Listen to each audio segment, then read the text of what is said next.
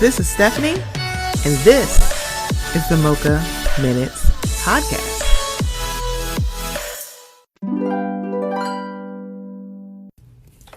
Hey guys, before we get into the episode, I just wanted to let you know about something that's a little new here at the Mocha Minutes Podcast.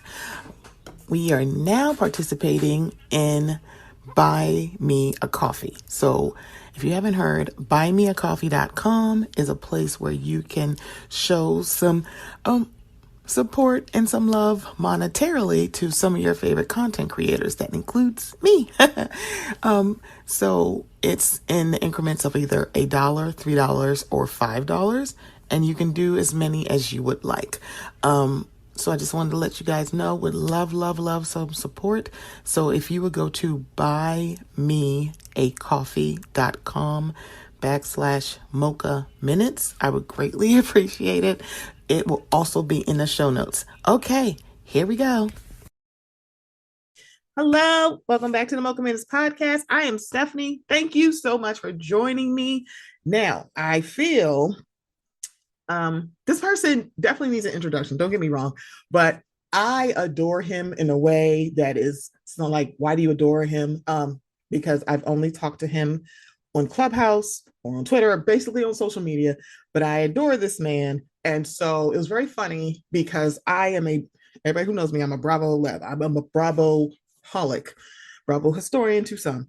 And so I'm watching Watch What Happens Live, and they're like, they have the virtual audience, and this man comes up. I'm like, oh, he is pretty. And then he starts speaking, and I'm like, is that Eddy?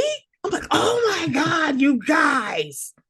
Oh my God, Eddy is so fine. I'm like Stephanie, stop. What? He is. I'm looking at him, but I have Eddy from MarTEAnis with Eddy. I'm so excited. Eddy, thank you Hi, so Stephanie. much. Hi, thank you so much for being here. That was a very sweet introduction. I'm like, you understand? I was like, because I mean, it was like the background and his skin was glowing, y'all. If I can remember what Watch What Happens Live it was, I'm going to like literally find that photo. I'm like, y'all don't understand.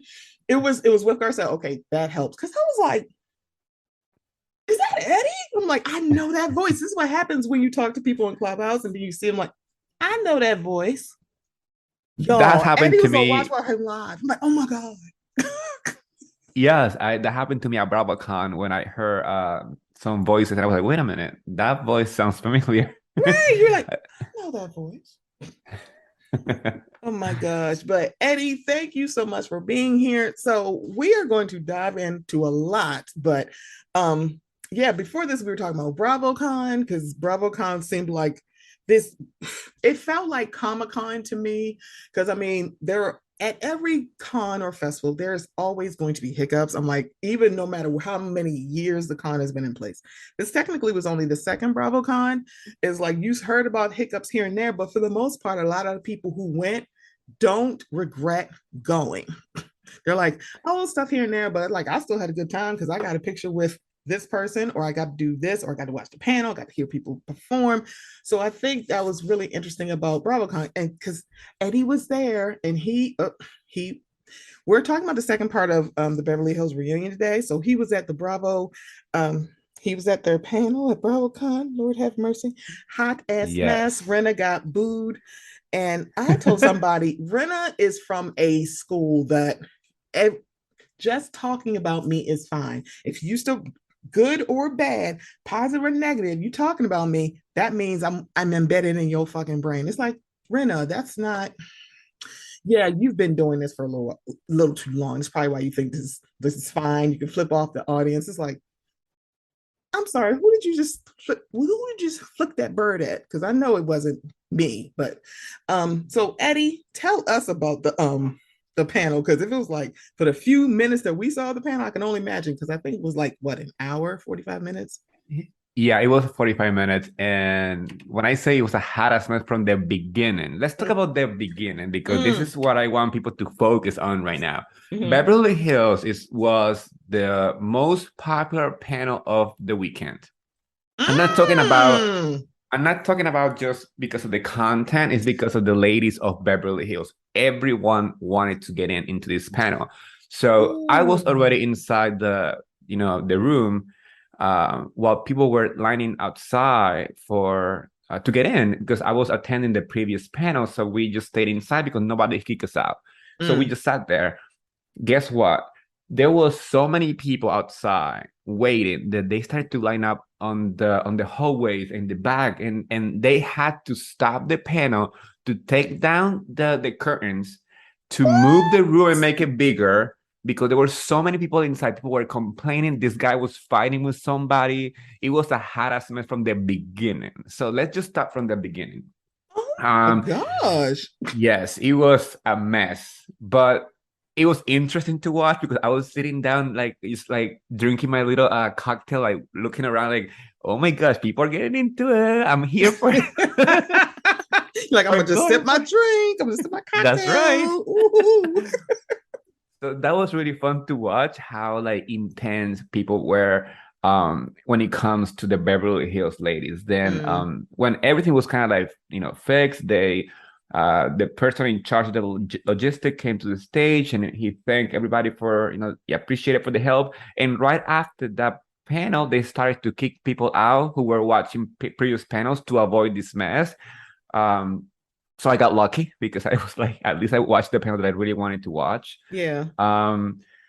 Then we have Brad Goreski as the moderator. I feel like they chose the wrong person to do this panel because first off, he's way too friendly with the Rena of it all. Yeah. Like if you follow him on Instagram or any social media, you know that they are very, very close. So I always felt like somebody who's too attached to one of the housewives is not going to be very fair or, you know, to the questions, and he's gonna try to avoid asking any tough question. Luckily, we had the audience who, like, you know, boo Rena as soon as she stepped out because yeah, that was intense. Like literally 90% of the people on the audience was booing, including myself. Because I was gonna get into it too. But yeah, she came out, like you said, like she was proud of her moment. She was flipping the finger. She even asked, I think it was Crystal, are they booing me? Like it's like wow. And like, I mean, she was feeding from that energy. And like you said, that's very like 90s soap opera star. Like back in the days, like people nowadays try to avoid this type of like reaction. But I mean, if that's what she drive, I mean, good for her. That's great. The panel as a panel was, I mean, it was a little underwhelming. Once again, the answers were too kumbaya for my like. The only person that I feel like were given answers, and this is goes to show also in the reunion, are Garcelle and Sutton. Sutton apologized to Garcelle about the whole, you know, not speaking up and all the stuff. Yeah. She also told the story that, you know, that she felt like everybody was going after her, and the fact that she got out of this season stronger and she's not afraid to face this, like, you know, bullying anymore, and that she's gonna be ready for it. Like like she learned her lesson and she's ready to, like, you know, to face any fight or any argument with these ladies, which I appreciate. And I think we started seeing that a little bit in the reunion. Like she's a little more feisty, more awake, less like tame. But that was my take on the panel. Like I wish it was a different moderator because there were a lot of questions that were left like that weren't answered. And the way that like is coming out about the reunion, y'all didn't even take a group photo at the end. So it's like y'all didn't end on a good note. So it's kind of like to be so like, oh yeah, we're cool now. I'm like, no, you're not. No, you're not. It's just and you can tell. Yeah. You can tell even at the panel, like you can tell who is friendly with who and who was trying to put on a face just for the show. I mean, I mean, people might feel like the fourth Fox 5, whatever, are like extremely good friends. Based on my interaction and based on what I saw during BravoCon and the way that their body language was given, not all of them are that friendly. They're not. So I mean, Dorit and Erica did not seem to be in good terms from the beginning, Nope. but I don't know if this is for a storyline for season 13. She maybe is trying to hold on to her diamond somehow. But there seemed to be some awkward interaction between the two of them a lot. And that even showed at that Bravo Watch What Happened live taping when Erica said that PK and Dorit were like going to like split veil. You know, Yeah, and it that was a came very out awkward of situation. nowhere. Cause I'm like, now why would your friend say that, oh, y'all will probably be the next ones to split? Cause it was like, because I can't remember, did the question say from her cast or just in general? But you could have just Yeah, played the just in fifth. general. Okay, so why would you pick PK and Dorit? That don't make any sense. And so, here go PK being the shade assassin of Instagram, saying, because I swear every time I'm like, I did not like PK at first, and I kind of like him. I like him more than I like Dorit. No tea, no shade. Um, but she's like, "Oh, you can't take a joke." Why is that a joke? Why is the demise of your friend's marriage a joke? And according That's to right. Parsley Mellencamp, she said that the Fox Force 5 is not really texting each other. I'm like, yeah, because I don't think Kyle's going to be texting with Renna. It's like, no, absolutely not. And now Erica is not going to be getting any messages from Dorit, and there's Teddy in the middle. So it's like, yeah, as the five of y'all, no. It's like nobody had to bust up anything. And as Kathy said, when I think TMZ put out a video and she was standing next to the morally corrupt Faye Resnick, she said, y'all are gonna start turning on each other. I'm like, Kathy ain't wrong on that. I'm like, sometimes a soldier falls on their own sword. And I'm like, yeah, that's not sustainable if you're building a friendship group out of bonding, allegedly trauma bonding because of Lisa Vanderpump, when the reason why Lisa Vanderpump is not here is literally two people in that little group. One, why That's were y'all right. never mad at Dorit? I was like, okay, am I missing something? Why are y'all not mad at Dorit for just turning in the dog? And I'm sorry, I don't care how much money I would have if I was Lisa Vanderpump. I'd have sent her an invoice so quickly. Like, Every okay, single so, day. excuse me, 10%. I'm like, here's your 10,000, and if you don't pay about this, I'm gonna tack on a 15% interest on top of that. It's like, no. I'm like, oh, she would have gave me $10,000 for real. It's I like, agree with you 100%. Season 9 was a hot mess because they focused on the wrong issue. The issue was not about the leak of the Poppygate situation. That I feel like that was like the least of the problem. The problem was Dorit giving away the dog and the dog ending in a killing shelter, period. Like you that's could have it. easily text, yeah, that's it. That's the end of the story. Like why are we still talking about Poppygate? Like it was like this big issue of like on the media when Dorit almost killed a dog.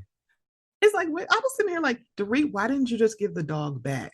Because the thing about it is, especially when you're fostering a dog, if your dog cannot fit into your household because your kids are like, oh, it's a toy, because I don't know how old her kids were, because she didn't have like older children. She has young children. And young children don't maybe not understand much about a dog. And also this is not a puppy. This is like a little bit of an older dog. So it's kind of like, baby, if that baby do not fit into your life, please give the dog back and let it go to somebody else. And it's like, I can't confirm nor deny. This is just my opinion on this. She didn't want to give the dog back to Vanderpump Dogs because she didn't want to pay that $10,000. It was like, girl, just give the dog back. But I feel like if Lisa's your friend, she may have let the $10,000 slide. It's like, so why didn't you just give the dog back? I feel like she been like, yeah, we usually do this, but I'm not going to charge you this time. That's right. I feel like she would have just did that, but it's like, why didn't y'all do that? And of course, Lisa Rinna is in there because she's all about let's get it all out and let's do and talking about gaslighting. I'm like, girl, every person that she had a former friendship on this show, she is not friends with them anymore. Vanderpump, it looks like Kyle too, Denise Richards, Garcelle, anybody who come on this show and you had Eden previous Sassoon. relations, Eden, because Eden, I swear, Eden was going to literally slash her throat. That's hypothetically, y'all. She didn't have no knife. She wasn't going to like cut her, but she looked But she like, was giving it to bitch, her. who Yeah. the hell? And I think the only person she may still be friends with is Eileen Davidson, but I think that's more because of who Eileen is as opposed to who Lisa is. It's like, 100%.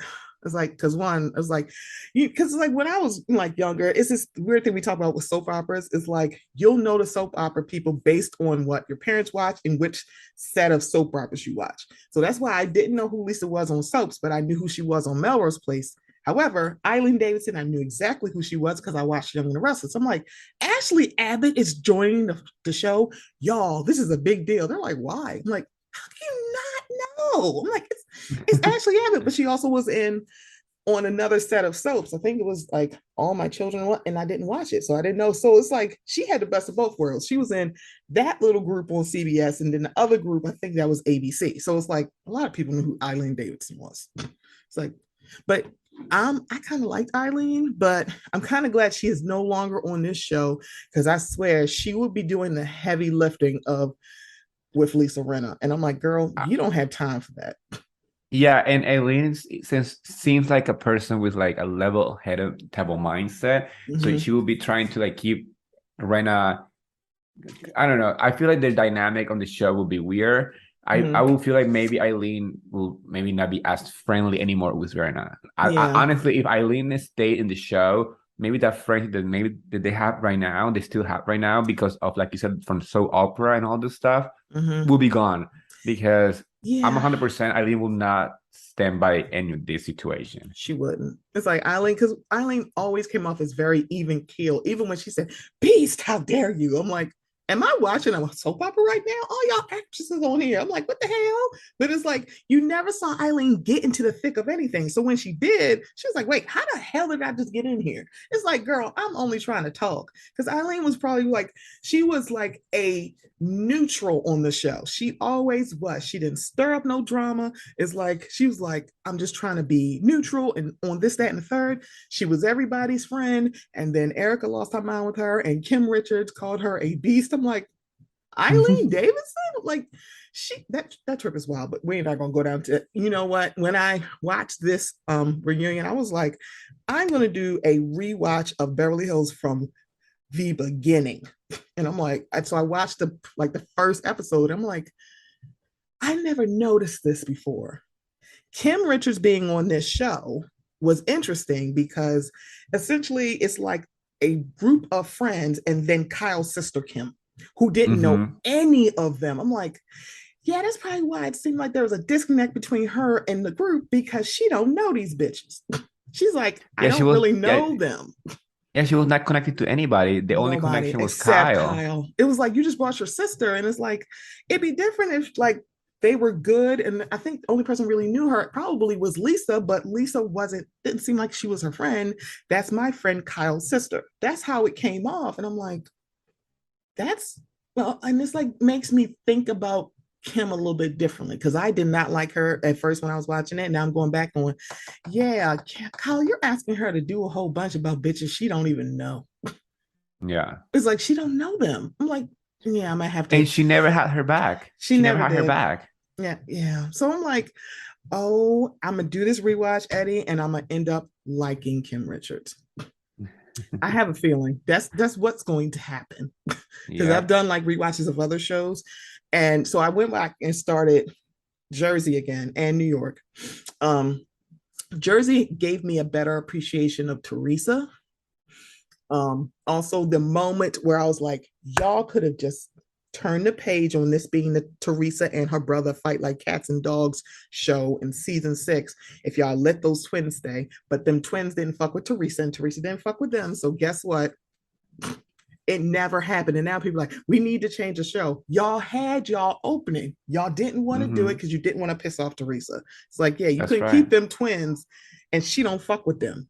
But y'all could have did it. And it's like, yeah, we've done this before because they did it with bringing on Melissa and Joe and Kathy. So it's kind of like, because then it was more Manzo. Then all of a sudden we got more Giudice and Gorga. And then we got years and years and years of, girl, what is the end game on this?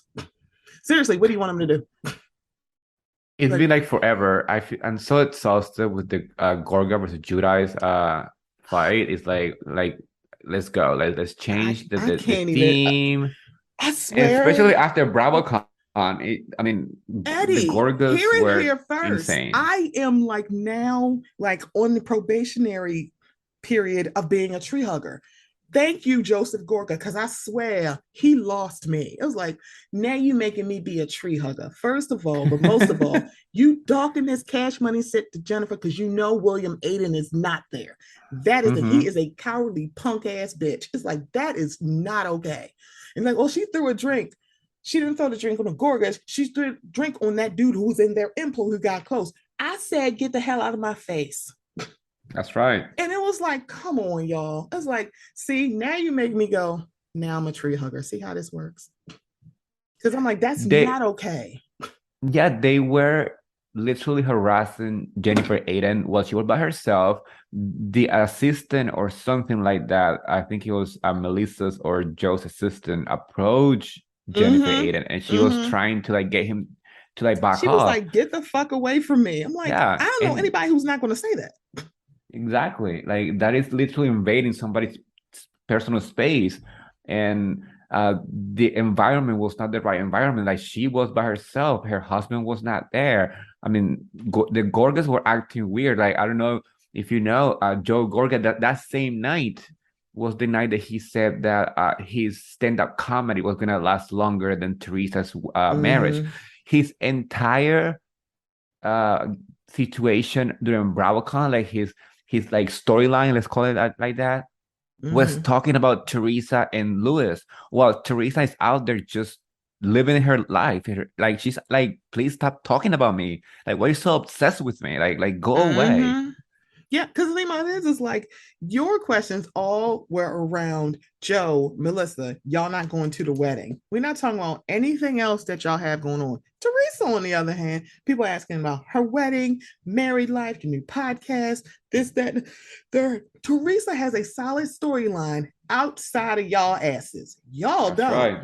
it's like, you want to hear something really funny? Even funnier, this whole thing. Even Bravo knows that Melissa and Joe Gorga's storyline is all about Teresa. That even Lay's the chips had like little stands with like some sayings or like quote from Housewife. Melissa Gorga's station was she didn't bring the sprinkle cookies. And Melissa did not say that. The one who said that was Teresa. So that is hilarious. That's embarrassing. That you are so forgettable and so like unnecessary for the whole franchise, that your iconic quote unquote moment was based on Teresa's quote. Like, how embarrassing. And it's like, mind you, it's kind of like, the thing about it is like, how did I not see this before? But on the rewatch and then watching them at BravoCon, and it's like, I don't know why I like Teresa now. It's like, is some of her arguments with other people nonsensical? Of course. But that's the thing. The only person that I'm like, outside of the Gorgas, and I'm going to say should, in quotes, have an issue with Teresa should be Margaret. And I'm like, I'm going to give Margaret this. I'm like, I'm going to give her this. If my friend had told the woman that I don't fuck with, go over there and pull her hair and then lie to me in my face, yeah, we wouldn't be cool. And that's just on period. It's like, wait a minute. You actually were in on this and you knew she was going to do this. And also you encouraged her to do this. Yeah, Margaret should have a bone to pick with you. We should not be cool. And that is on period. And I ain't going to fake it with your ass either. I'm like, we can be cordial, but please, we're not friends. And I'm pretty sure Teresa, I'm like, okay, that's fine. Like, what?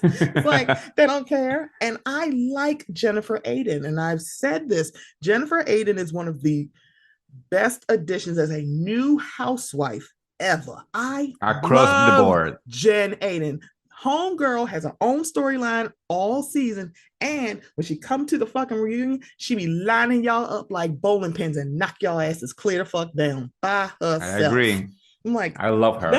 I love Jennifer Aiden on Jersey. I do. Like, and she was so nice. She was so nice. Really nice. Like, when I met her during BravoCon, she was very engaging. I met her even outside the convention center. Now, like I always tell people, like, there's two different settings. There is the work setting, which is the convention center. Those in that area, they are working. The Bravo Labs are working. They are paid to be there. But if you meet a Bravo Lab during BravoCon outside the convention center, like, let's say a lobby in a hotel or an after party or anything like that, and the Bravo Lab is willing to engage with you and have a conversation of any topic, whatever the topic it is, you know that person is nice, because they don't have to, like, outside their working hours, they don't have any obligation to engage with you. So when they do that, they take the time to like have a good time, laugh, and all this stuff.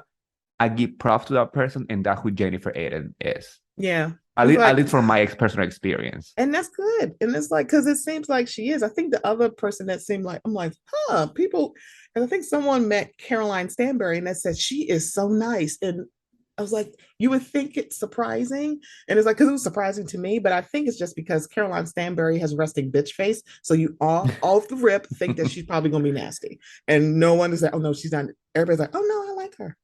She was so nice to me. Also Shannon Bedore. Yeah, very nice. Agree. I did. I met her. Nice, very nice. Yeah, it's just like it seemed like the Shaws were there. Like everybody from Family Karma sounds really nice. Yes. Robin, my girl, is like that. I love Robin Dixon, I really do. And she seemed like she was so nice. They're like, oh yeah, we got pictures with them. They're so nice. Candace was in her bag. And Ashley. Ashley is the person that I would love to go to cocktail happy hour. That's my happy hour. Yes. Buddy. I'm like, I would love to. And it's like the turnaround for me and Ashley Darby is like, everybody's like, what? I'm like, y'all, I could have an issue with her and also say Ashley Darby is a top tier housewife. Yes, I agree. Tier. It's like she drag people and get messy in their business, but also her life is an open book and she's a self-drag. How is she not top tier? Top tier. Yeah, can't even do it. It's crazy how like I like that. I like when we can separate the persona on the show and the person that is outside the show. Like, that was my mentality during BravoCon too. Like, you know, some fans go into BravoCon like trying to either drag their. I mean, the only person that I technically dragged was just Lisa Rinna because I was booing her. But outside that, I was open to meet people that I wasn't a fan on the show, but I know that outside the show, we could be like, okay, let's be friends. One of those people, Jen Shaw, I'm shocked. I'm like literally shocked, shaking, and like I was shook when I met her. Jen Shaw?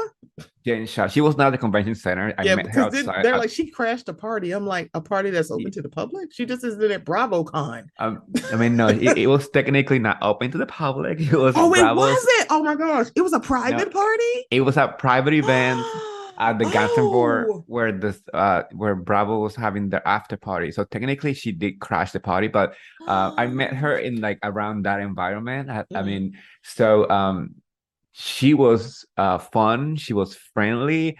I'm like I told people, like I'm not gonna look over her crimes, but the fact that she was dancing, super friendly. I was like, I hope I hope everything goes well with you. That's all I could say. I mean, but I mean, I was shocked because I was expecting like this cold, kind of dismissive personality. I mean, based on what we see on the show, like she seems very like don't talk to me or like whatever. In person, a whole different vibe. That is interesting, right? I was shocked. You know, Kenya was fun. Chanel Ayan, amazing. All the ladies from Dubai are amazing. If I've been at BravoCon, I'd be like, where's Chanel Ayan? Yeah. Like, all the ladies of Dubai. I'm gonna give that to her. All the ones that I met during BravoCon were super nice. I hope they get their second season. I'm pretty sure they will get a second season. Because they deserve it. They're working for their paycheck. They want to be there. They want to. Oh my gosh. So yeah, that was so funny, Eddy. I was like, I can't hear you, but I can see you. All right, y'all. We had a little bit of technical difficulty, but we are back because maybe Diana sent her lawyers after us. I'm sorry, allegedly. It's probably the bots. Allegedly. So yeah, okay. You know what, Eddy? Let's dive into the second part of the reunion. Let's do it. We come back to Diana and Garcelle. And Garcelle's like, please just leave me alone. And then we decide to have a nice conversation. She's like, stop sending people, stop, attacking me on social media. It's like, you always talk about me. I was like, yeah, I thought I was the only one who noticed that, like, you are like making a beeline to Garcelle when she wasn't even doing that with Sutton. And you literally had knocked down, drag out arguments with Sutton, and you weren't coming after Sutton. You keep going after Garcelle. And she's like, well, you talking about me on social media. And she said, you called me evil. She's like, because of what you did. And also, when they showed the clip, I'm like, it wasn't social media. It was at the damn after show when they asked her a question. And she's like, her behavior, she was being evil. And then we had these women who have been on this show for years sit up there and lie and say, being called evil is worse than being called the C word.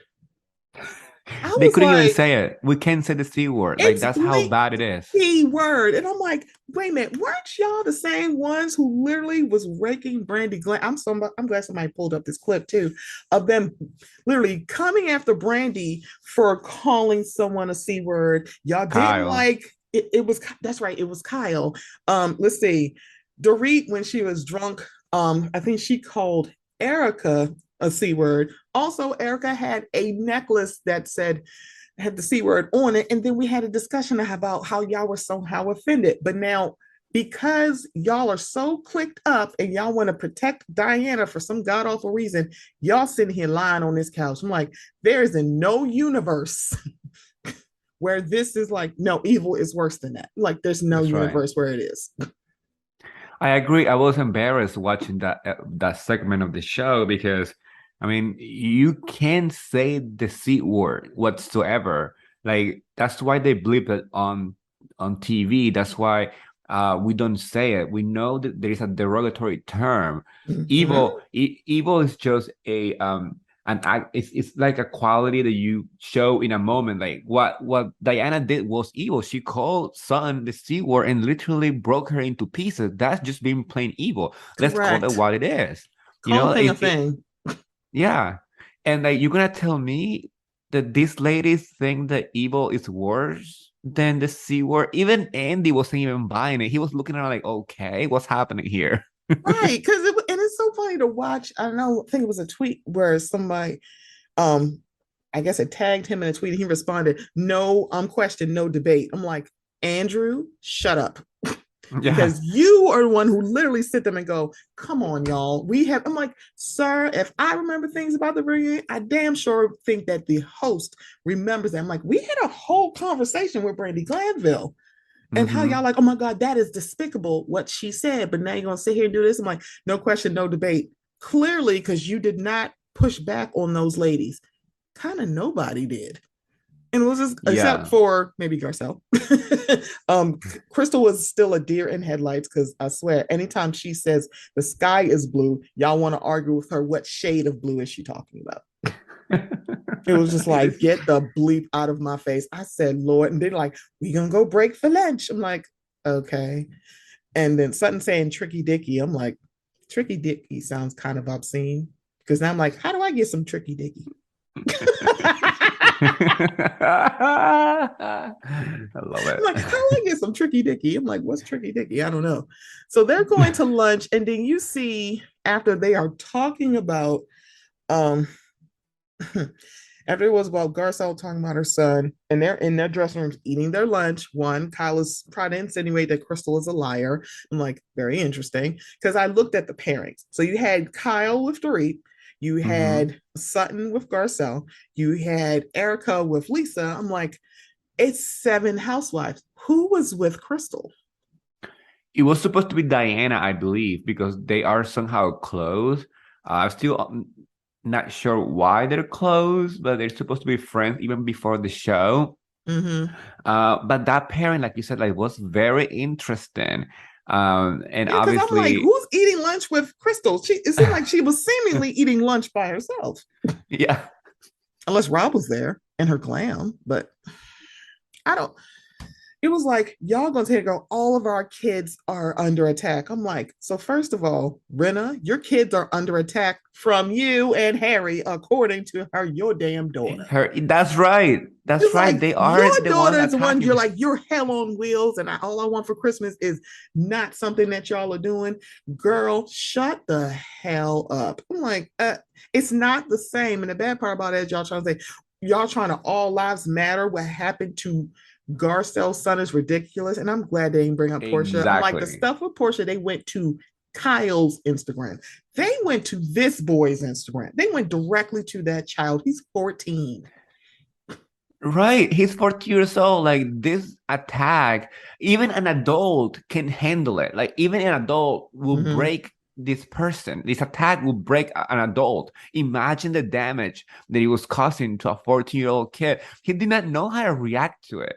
He was confused and like, why am I being attacked? Like, why am I getting all these nasty messages? Like, what did I do? That was really uncalled for. The way that the ladies acted, like, oh my kids, and like, first of all, like, let's make one thing clear here. Mm-hmm. Erica's son is not a kid; he is a cop, a A career that whole he grown chose. cop. He decided to be a cop. Obviously, Mm-hmm. some people have their feelings about it, and she feel like, oh, some people came from it because he's a cop. Well, he chose that career. That was his choice. So let's call a spade what it is. Then you have Lisa Rena's side, which the whole, she, her family having, different issues, like, they have, mental issues, eating disorders and all the stuff. I mean, we all have, some sort of baggage in that level, and we are all Mm-hmm. working Mm-hmm. on that. But the way that she seems to be trying to work with her family is not working because her own daughter went online. This is not me making, we're not making anything We're up. not making anything up. This is coming right from her mouth. Her mouth. So obviously something is missing. So all this concern and like, I'm worried my kids are being attacked and or they're being talked about or something, that came straight from them. It's a different situation. And like Garcelle said, I mean, I think it's for the upcoming. I think it's for the upcoming episode. I don't know. I'm not really sure. But I saw a clip where she says like, if this situation happened, when Erica called, Jax, he Yeah, kind of like yeah, I did. told I him to think I F did off. see it, and like in the preview in the beginning, it was like Yeah. I mean, she ain't wrong. if the conversation was with like about Kyle's kid or Dorit's kid, the conversation would have been different. The same thing happened right now with the bots.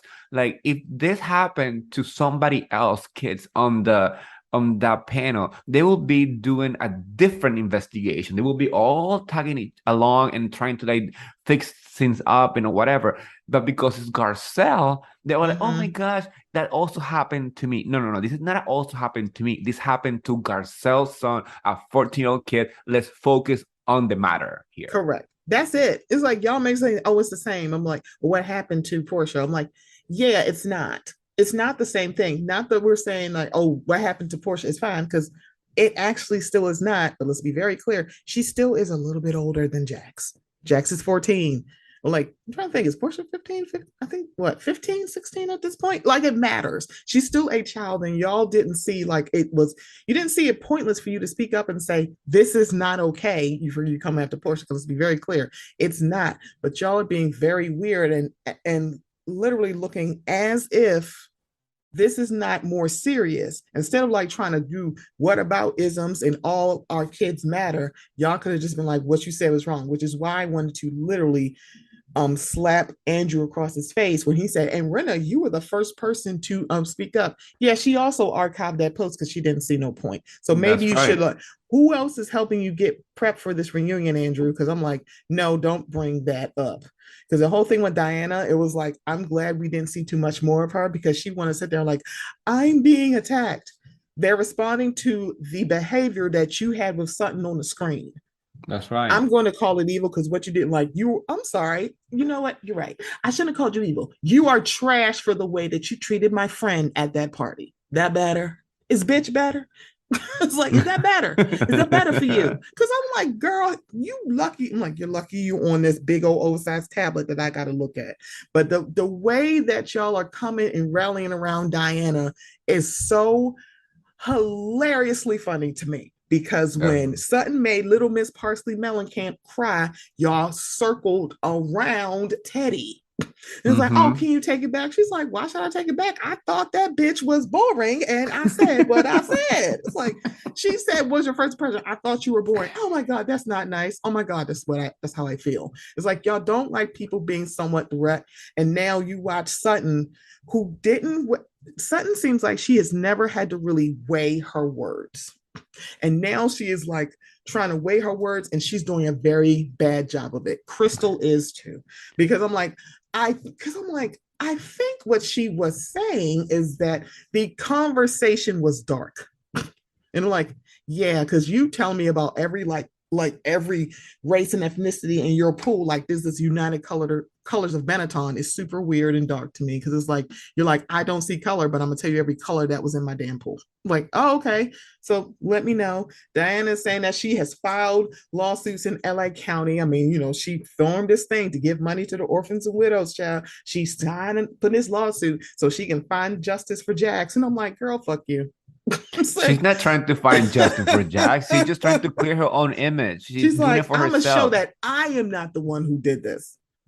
Yeah, girl, she's shut self-serving. up. She's self-serving with this whole entire thing, and that's one thing that really pisses me off because I like to give props to people who are doing something selfishly, but we know in this particular case, this is not that's not the reason. The reason behind it is she's trying to prove that she's not guilty of doing something, or that or she's she's trying to like take away from the fact that maybe allegedly she was the one who did it, or she was somehow involved. Because let's say that maybe she did not pay or found the bots, but maybe she was involved in the conversation of doing so, because so many people sitting on those couch were acting very strange when the conversation was brought up.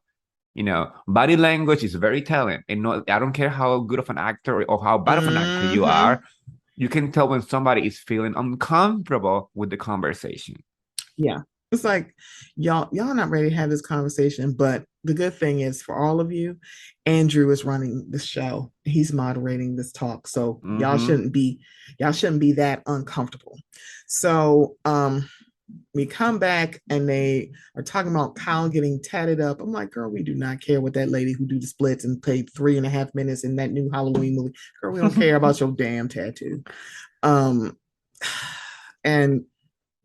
like the PK and Dorito video, I'm sorry, Mauricio and the Dorito rumor. I'm like, that's not the rumor. I want to know when PK and Mauricio are getting married, because let me tell you something. That's the couple that I want to know about. I love a good bromance, even though Mauricio kind of got on my nerves this season when he was laughing about the fact of what Erica did. And I'm so glad they fucking brought that shit up. Yes, I'm happy they showed the whole entire clip because some people forgot it actually happened. It was like, yeah, like they were Maurice, as Kim would call him, more than anybody else. I'm like, yeah, I don't know if it's just because he like high all the time, or you're like not even think about it. I'm like, girl, fuck you. I'm like, Erica, I don't understand why you're sharing a story about you meeting PK at the World Cup. I'm like, what is that supposed to be? I'm like, girl, shut the hell up. I'm glad that Garcelle finally has her Birkin. I'm also glad that she because they brought up, now we're here to talk about the book. Now we're at the part with the book, and this is the part where I'm like,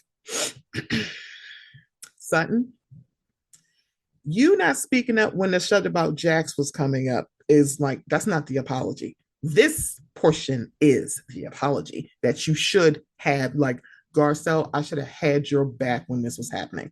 So we all know about Garcelle's book. I think it's a good read according to Victoria. So in that, it's kind of like she was talking about her experience with Lisa's daughter, and Lisa had a whole issue about this. So they did a second edition and removed that out of the book because Lisa called her big bad lawyer. And I find it hilarious that she is like doing this when you literally wanted to rake Kathy Hilton over the coals because she brought out her bigger, badder lawyers. I'm like, yes. Wait a minute. You called your lawyer about what she said in that book, but you get mad at Kathy because you're trying to defame her? Oh, okay. I just want defamation and slander. It's like alleged. Why are you, Lisa? You know how the power of an attorney. why are you playing? And the fact that she had to do a second run of that book, she was like, I don't want any problems. How can we fix this? And y'all agreed to it. Also, that whole stunt with Erica throwing the book away to find out that Lisa is the one who did that. And I'm like, Garcelle, I hope you're paying attention. That bitch is not your friend. And then it became like a joke about recycling. And let's not forget that they have a separate group text A where separate group Garcelle chat. is And it was like, how not would she know included. that? How would she know that unless somebody told her? It's insanity. Like, first off, the whole book situation, I was uh disgusted by the way that even Andy took care of it. Like, he was giggling and kicking with Erica and Lisa about recycling. Well, the topic was not the recycling, it was the freaking book in the garbage. That's such a disrespect towards Garcelle's work. I don't care. And also, Garcelle, I mean, it's interesting how Lisa Rena goes out of her way to send lawyers to change something in a book that it wasn't even a negative or an opinion. It was a description of the situation that happened because Lisa Rena, spoke about it on an episode. So it's not like Garcelle went out of her way to write something on the book that it was a lie or an opinion or anything like that. She was describing a situation that happened. But then you have Lisa Rena being all upset because Kathy Hilton did exactly that. She went to her lawyers and said, you know what? This bitch is talking too much. She is talking about stuff that never happened or allegedly happened. And I need the story to like I need her to stop. Point blank. You know, I mean, the hypocrisy of Lisa Rena of the whole situation, the fact that she made the video, the fact that Lisa Rena, Erica, and I'm assuming some other ladies, I mean, I don't think Sutton is involved or Crystal, because I think that if they were in that group chat, they would have told Garcelle about it. But the fact that some of these ladies have their own little group chat, you know, gives away that they are producing the show separately. Because it's like that speaks volumes. I'm like, now I'm wondering Exactly. who told Garcelle. So either it's Dorit or my money is on Dorit or Kyle that probably told Sutton or Crystal, and they told her. I don't think anybody was like, if I'm thinking about it, I'm like, I don't think any of them told them directly, but they probably told Sutton or Crystal. It was like, but also the fact that you thought this shit was funny and y'all had a group chat and a laugh, and then you decided to post it because the trailer showed a scene. Like, no, it's like she didn't create this content. This is from Bravo, this is from the trailer, and you are so mad that you're like, I just posted it. And I was like, I'm sitting here, and then it's like that face that Garcelle was making, and I'm gonna try not to cry when I say this. I've made that face when I'm like, I can't behave or say what I want to say. So I'm like, because that the tears that were welled up in her face, and I know she was choking them back, those weren't sad tears, they were angry tears. I'm like, oh girl. I'm like, y'all gonna sit here because the person who made a joke about and turned into recycling was Andy. And I'm like, you are also at fault for this. I'm like, because I knew that face, and I'm like, the fact that one, it's noticeable. I'm like, you know what? Y'all would not do this if this was Kyle's book, if this was Dorit's book. Y'all didn't do it, Erica, at least anybody else on that set. Maybe not Crystal, because y'all would do something like this with her as well. The fact that it's like, this is very noticeable how I'm like, how y'all treated her during this segment is gross, because y'all didn't talk about what this is a memoir for her. You only talked about it in the frame of Amelia. I'm like, girl, it's a long ass book and it's one part in one chapter, and y'all making it more about this.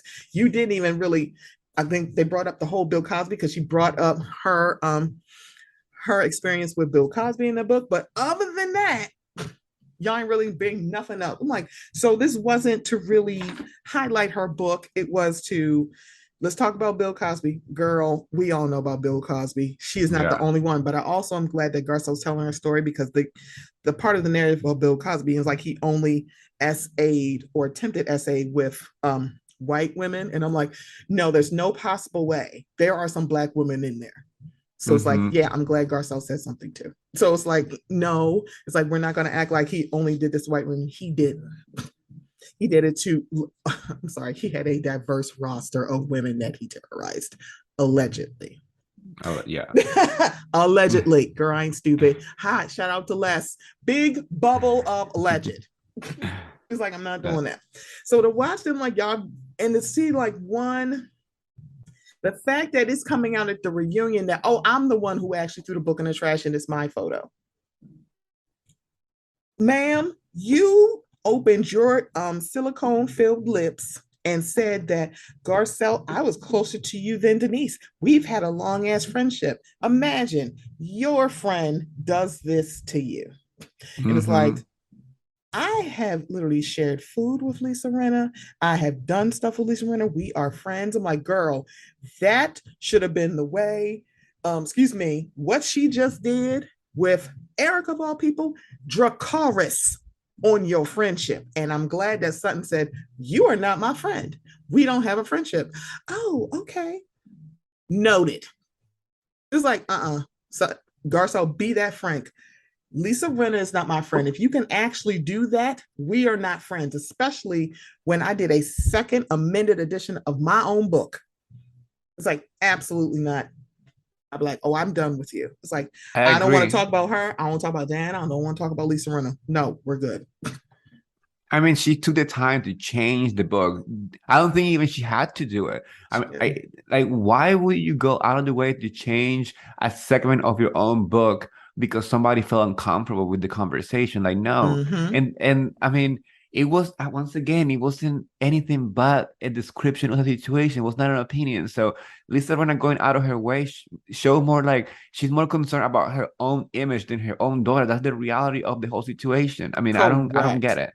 I don't get it either, and want to know why Lisa doesn't get that. Also, we brought up another Lisa. She is not on this show anymore, and yet she is still coming up because Lisa made a comment about Erica in the book and seemingly stepped up for Garcelle too. And here go Erica. That's rich coming from you, whose breath smells of garlic, Chardonnay, and cigarettes. Bitch, at least I don't steal from orphans and widows. See how that works? That's right. See how that works? That's right. Like, you might want to hush.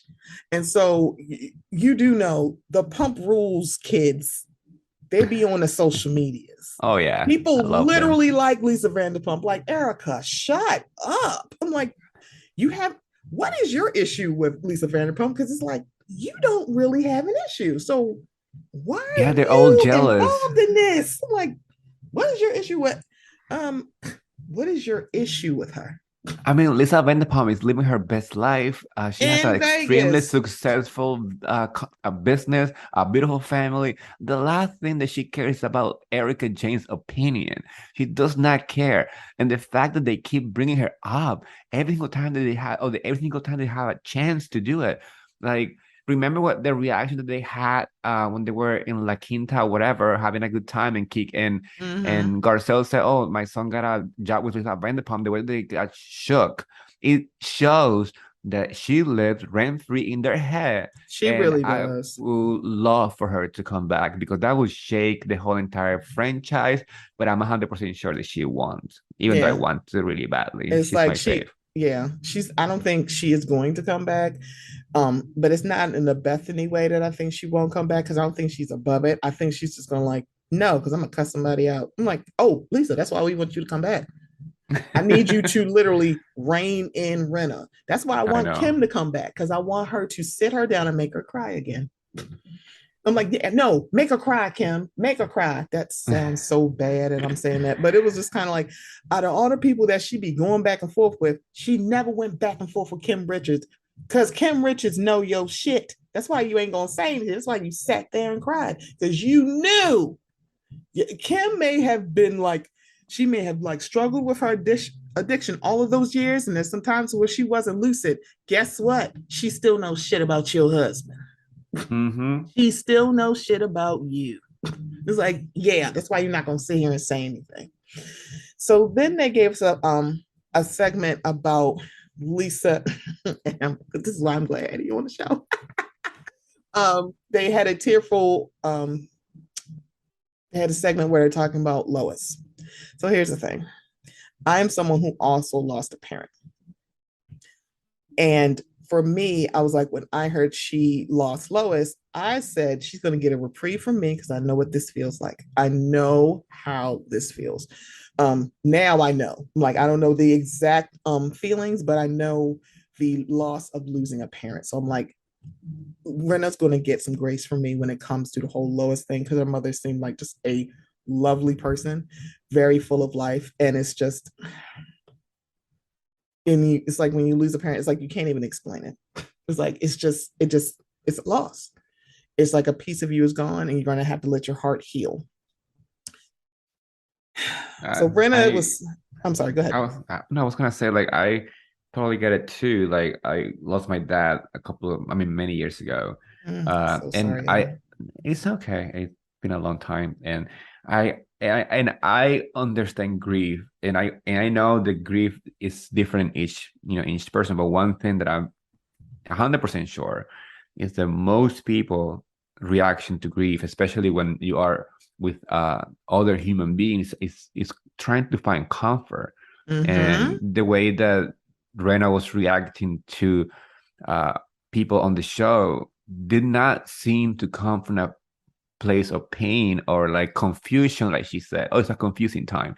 And it kind of upset me a little bit, listening to her answer to that question in particular.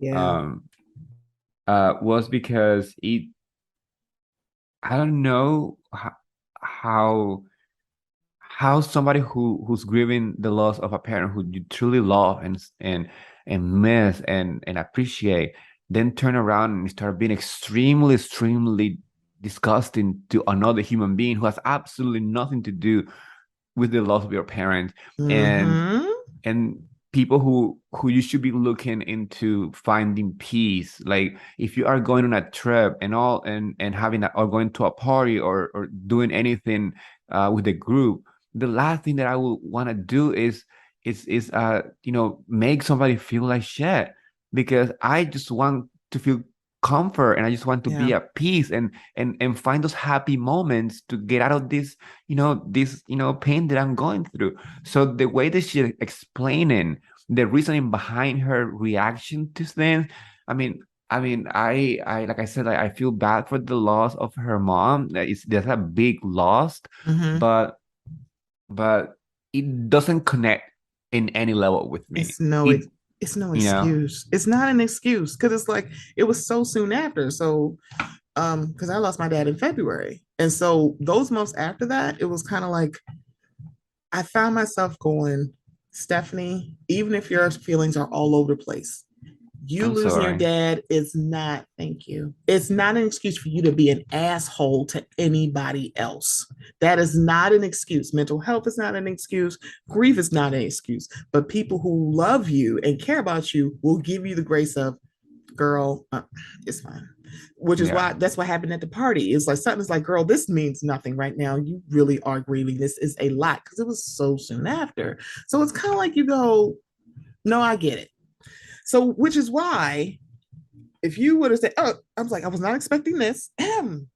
When Andy was asking for questions back in August of 2022, Eddy from NY writes, Rena, how do you feel about using your mother's death as a scapegoat for your despicable behavior? What excuse did you have when you were equally disgusting to Denise, Vanderpump, and Kim? We can add in Yolanda Hadid too.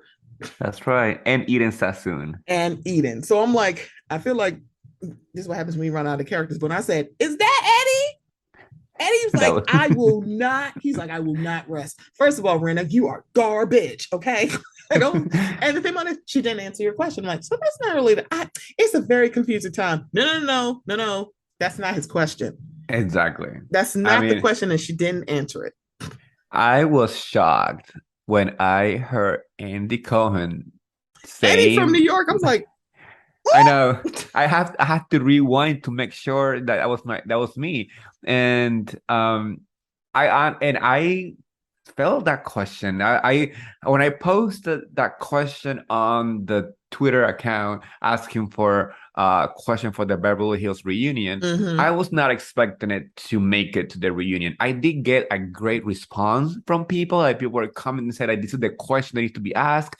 This is what I want to know, but I never expected it to make it, especially because of the word disgusting. I guess, Andy doesn't want to, like make them feel like in some kind of way when he asking questions. But the fact that he read that question verbatim, I was like, okay. But the You're answer, like, oh.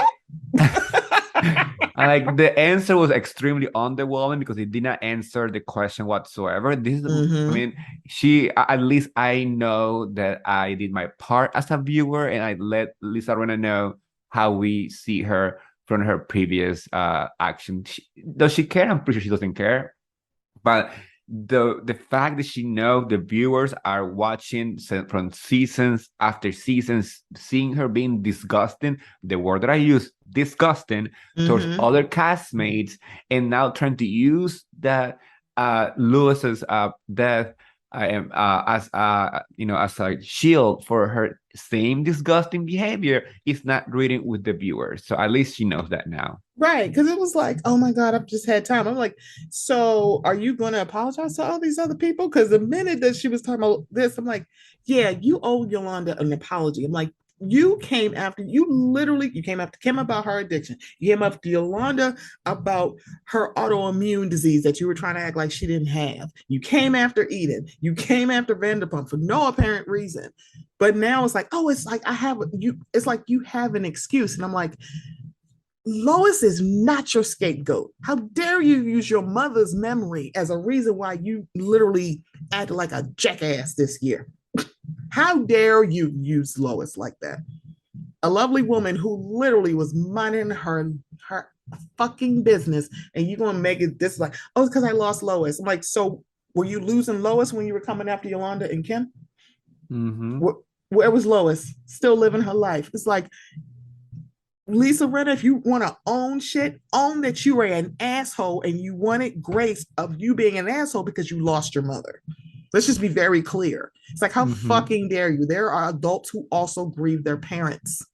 Losing a parent as an adult. So one, that is not an excuse. And you are like piss poor. So when she's like, because also my other bone to pick with Andrew is that he was not as harsh with Lisa Rinna as he is with Candace about her social media. And I'm like, Andrew, you can choke.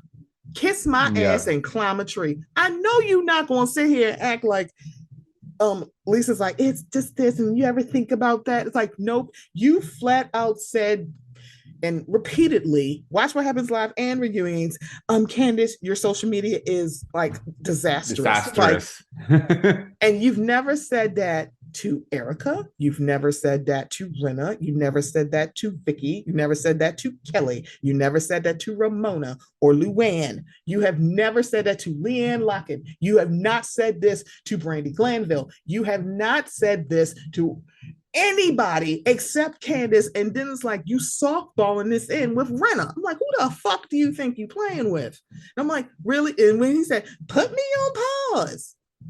That was the moment that I wish Andy reacted, because if anyone says that to their boss in any type of job, I'm not just talking about a reality TV show and a TV moment, I'm talking in any work environment. If you tell your boss, okay, fire me, then guess what? You're gonna get fired. Right. Because people don't need you. So I wish Andy was like, okay, you want to be on pause? Okay. I'll make sure I tell because everybody can use the excuse Andy doesn't work for Bravo anymore.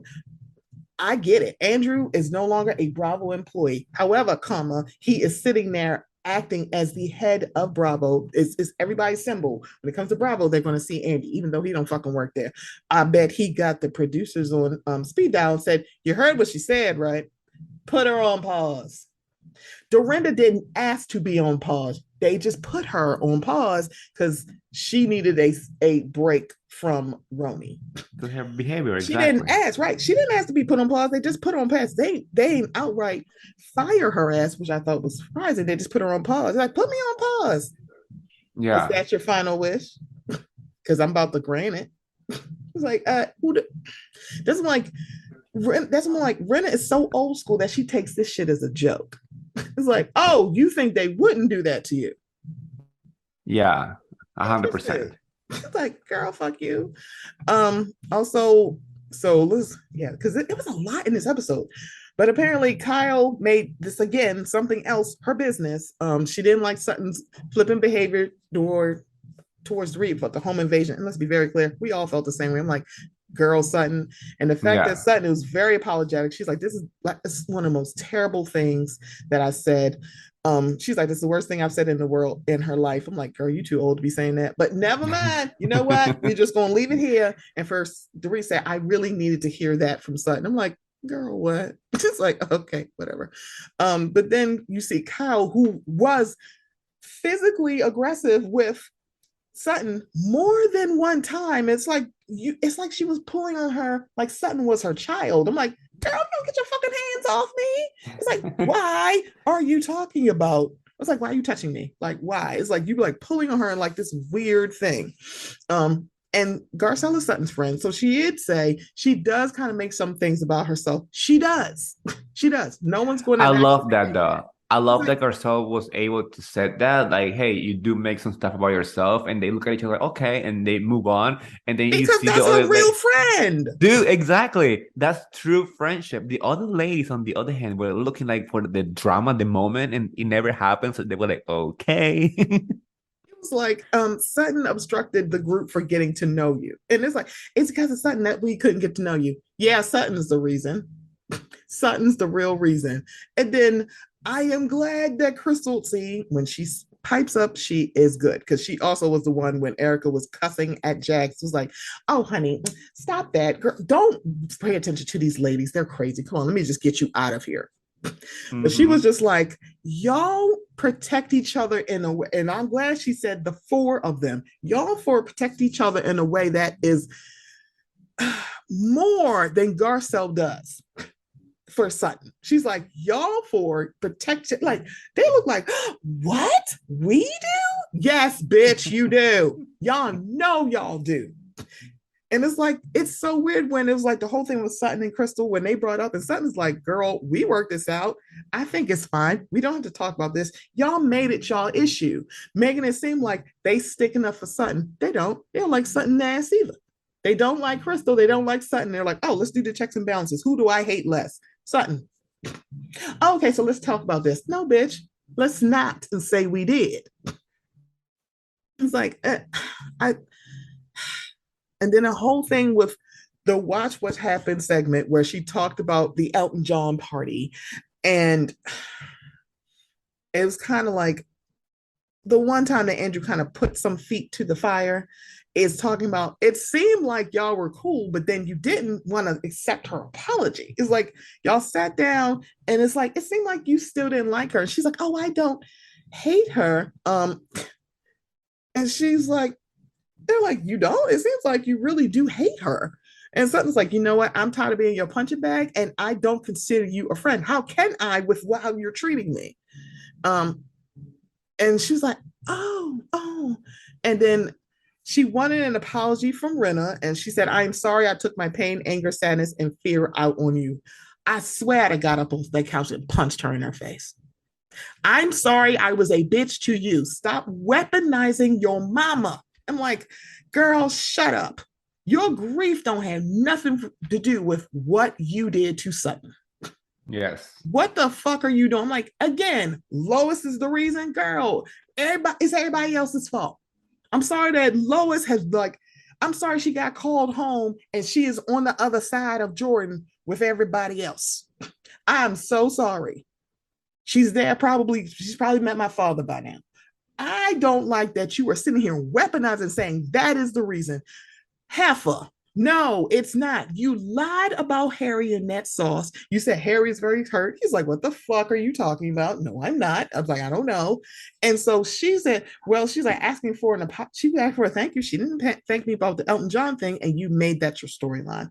When she Mm-hmm. was doing it, I was sitting there like, you know, you should really be spending all this time like working and healing as opposed to picking a fight with Sutton.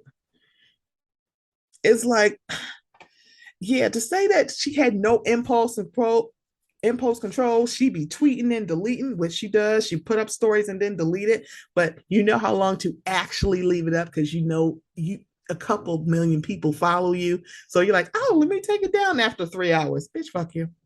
Yeah. It's like you can literally put up a story and delete it within 10 seconds and nobody would see it. I ask me how I know because I've done it. So it's like, girl, shut up.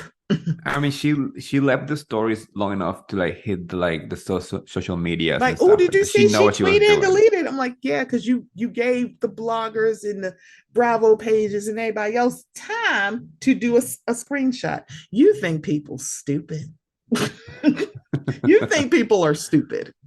It's like, so then, so Crystal said that the impact of the situation with Sutton was how she felt, and she and I guess Kyle said something. She's like, Kyle, you need to stop butting in. I'm like, thank you. I'm glad somebody said that to her. Because here's the thing. You're not the first person that said that to Kyle or about Kyle. I'm like, girl, you always inserting yourself. You always inserting yourself. Like Crystal's issue with Sutton had nothing to do with you. Nothing. And yet here you are inserting yourself. When I told you, when she said, you need to stop butting in. And it's like, yeah. And And she it, was even fighting a different fight too. Like Carl was talking about the dark coming while Crystal was talking about the conversation, the one-on-one conversation that she had with Sutton, the one that Sutton publicly thanked and publicly apologized last year. So it's not like Crystal is trying to make anything up. It was not about the dark comment that she made on Watch What Happened Live or whatever. It was about last year conversation that brought Crystal and Sutton together. So Kyle, being Kyle, wanted to insert herself, and finally somebody told her, stay on your lane. Girl, it's like, this has not, girl, what the fuck? Like, girl, ain't nobody talking to you. No one is talking to you. This is not the issue. And the thing about the person that should have said that to her is Sutton. It's like, Kyle, Yeah. it's over. I talked to her. We've talked. I've apologized. She's apologized. We are done. And this is what happens when y'all solve an issue while the season is going on. Y'all don't have anything to do in the off season because y'all already, I'm like, we've already talked about this. Y'all are the one that wants to keep talking about this. Sutton's like, I ain't saying nothing. So here's the read. Like, yeah, no one on this couch is a racist. I'm like, girl, it's like evil in the C word all over again. It's like, what's worse, being called a racist or being racist? It should be being racist, not being called one. It's like, especially when in your narrow mind, what you think racism is. It's like, yeah, it's like, it should be worse that you actually are racist as opposed to someone calling you racist because you have a very thin understanding of what racism is. Racism is not just literally using a slur. It's a lot more insidious than that, and you give yourself way too much credit. Like, girl, shut the hell up. So then towards the end, because I thought she was coming out earlier than this, they were like, oh, we're going to take a break. Not a lunch break, just, stand up, stretch your legs, get a drink. They're saying Kathy is in the building with her slippers as she got out with her moo. And I'm like, if I was rich and Kathy Hilton had been rich for a very long time, do you know where I'd be like, girl, I'm getting dressed until I get in this room. For what? And apparently Kyle is not happy about Kathy sitting next to you, which is odd because she's your fucking sister. And I don't think Brenna's going to be prepared for Kathy. She's not going to be prepared to her because here's the thing. Kyle Richards is your friend. Kathy Hilton is not. She gonna extremely lay you straight. She's like, I'm gonna tell you straight. You were a bully. I'm like, she's an asshole, absolutely. And the thing about it is, she's unapologetic. She's like, yep, I'm an asshole. Cancel me. I'm like, because you think that it won't happen. You're saying it so facetiously because you don't think anybody's going to go, oh, you know what? That's right, cancel her. I'm like, because you don't think it's going to happen. Because I think, and I don't know if you know this is Eddy when you're at BravoCon, because someone pointed out, it's like, it's amazing what people think. Online, someone is very popular, in person, they're not, and vice versa. Like, if you look at social media, everybody hate Brenna, and they're like, people kind of did clap, or anybody, like you see someone on social media, like they seem like they're so unpopular, the Bravo folks, and then you get in person, people are like, oh, I adore her. Really? It's like, it's very much like social media versus all social media, the popularity for a lot of the Bravo people, because that's why people were surprised. It's like, people live for this person? Yeah. Like, we can't explain it. We don't know. Okay. But yeah, Kathy's going to be in the building for the whole third part of the season. Third part of the reunion. It looks like she gets up after a certain while, and I think that is 23 minutes before it ends. And Kyle says, I need to get out of here. I'm sorry, this should not be funny. It's like, do I have to sit here? I'm like, girl, you have been doing this for how long? Yes, bitch, you got to sit here. Girl, what? Stand next to, girl, y'all have had horrible reunions and y'all still have done a group picture. The fact that y'all not doing a group picture is just like, oh boy.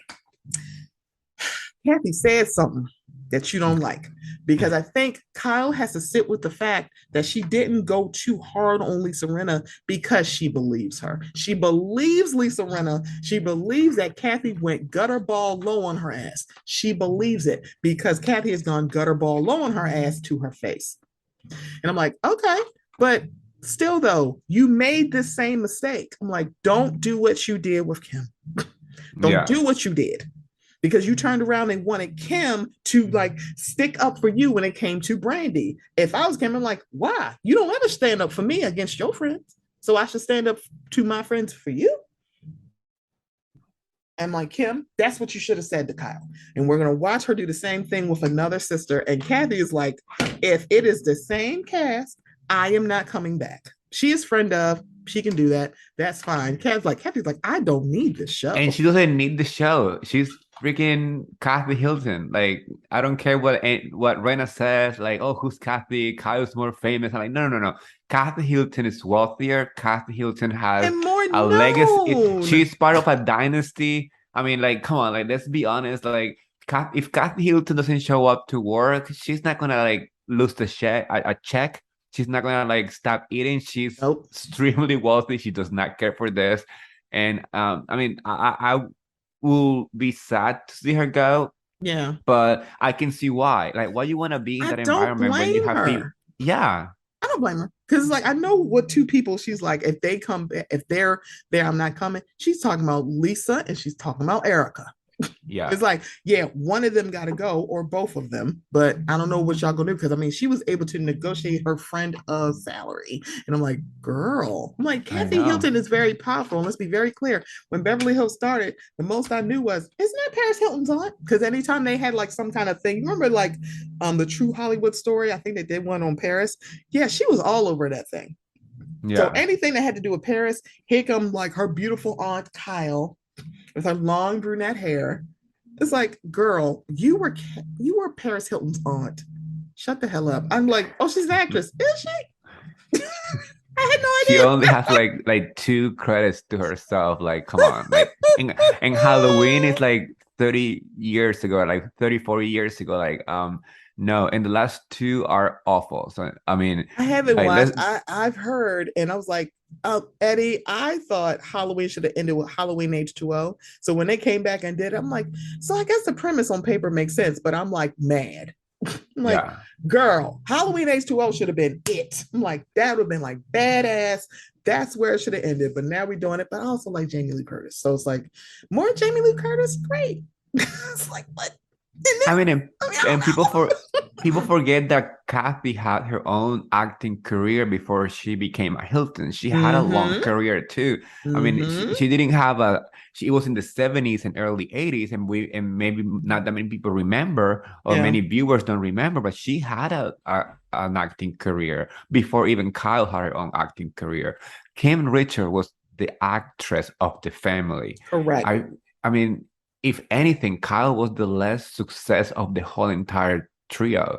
And the only real real achievement the Kyle has done is being a reality TV star. All the moo are not those moo are not, nobody's buying those moo whatever she sells. And Is her boutique still open? it was a pop-up shop in La Quinta, whatever. That wasn't an actual Ooh, shop. is that a pop-up And shop? she is worth $100 million, but guess what? Probably 90% of that come from Mauricio's In the real agency. estate, yeah. Like, I mean, like, come on, like, we need to be a little focused in the reality. And yes, people say Kathy Hilton marry money, but guess what? She married money many, many, many years ago. At this point, she earned that money. At this point, she's been working you know, in society. She's a socialite. That's also a job. People think that that's like, oh, she just shows up at a party. That's a lot of work. People think that that's like, oh, that's easy. That's being a event planner involved, fashion is involved. She's involved in charity events. So she has done her job to deserve that money. So I mean, that's how it is. So when you put in a balance, Kyle Richards and Kathy Hilton, I mean, the balance is really heavy on the Kathy Hilton side. That's how it is. Pretty much. Pretty much. So, Eddy, part two, I have to say, in the first two parts, because with like multiple parts of reunions, you're like, one of these episodes are filler. None of these episodes have been filler, and we got one more part. So I'm like, that's one thing I will give Beverly Hills in this reunion. There's no filler episode for the reunion. It's like we've had something first part, second part, and we damn sure going to have something on the third part. It's like, oh my gosh, it's like we're eating for the whole thing. But yeah, it's like I'll be seated and tweeting live because next episode is going to be explosive. Whew, I can't wait. It's like something going, girl, you are not my friend. We are not friends. Okay. I'm like, yes, girl, we're not. It's like, ma'am, you can't accept her apology or just, be like cool with her. And then all of a sudden it's like, we not cool. I'm like, as if y'all didn't talk about this. I'm not going to sit here and talk about forgiveness. It's not a light switch. Like, I'm going to say that. However, if you're saying we're going to work on it, it don't seem like you're really trying to work on it. You just want to hold on to something because you don't want to heal. And you know what? Nope, Stephanie, shut up.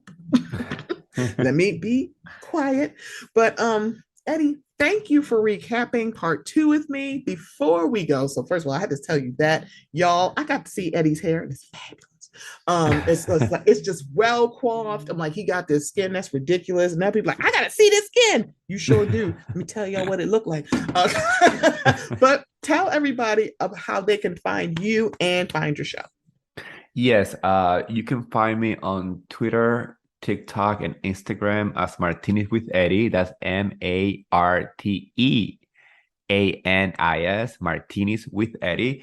And you will find all things Bravo, Housewife. You will find everything there. And my opinion, I'm a very opinionary guy, so I'll give you a little sauce in between as well. So yes, yeah.